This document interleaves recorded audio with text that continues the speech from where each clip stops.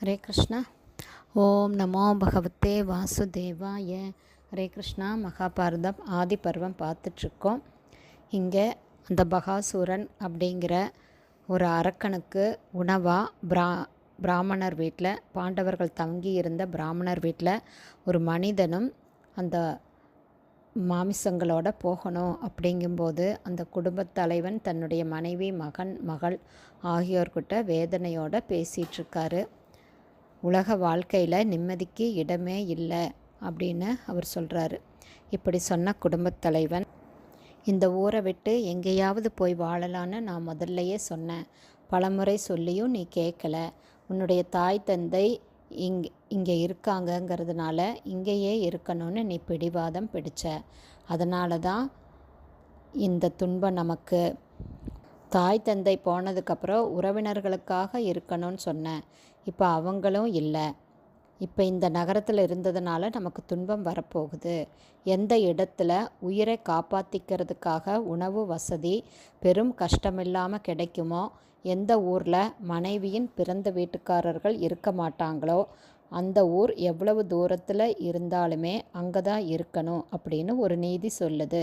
அதை கடைப்பிடிக்காமல் நான் போயிட்டேனே, அதன் விளைவை இப்போ நாம் எல்லாருமே அனுபவிக்க போகிறோம்.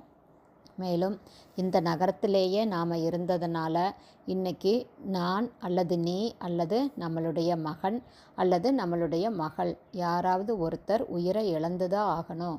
நான் இறந்தால் நீயும் இறந்து போயிடுவியோன்னு நான் பயப்படுறேன். நம்ம 2 பேர்த்தில் யார் அந்த அரக்கனுக்கு உணவாக போய் இறந்தாலுமே நம்மளுடைய குழந்தைகள் எப்படி வாழ்வாங்க? அதனால் இந்த நிலையில் நாம் எல்லாருமே இறந்து போவது தான் சிறந்தது. இல்லைன்னா நான் மட்டும் அந்த அரக்கனுக்கு உணவாக போகிறேன் அப்படின்னு வேதனையோட அந்த குடும்பத் தலைவன் சொல்கிறான்.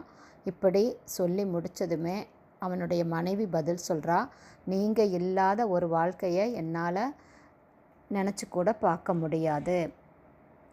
அது மாதிரி மேலும் தரையில் போடப்பட்ட மாமிச துண்டை கொத்தி உண்ண பறவைகள் எப்படி பறந்து வருமோ, அது மாதிரி கணவன் இல்லாத பெண்ணை அபகரிக்க பலருமே விரும்புகிறாங்க.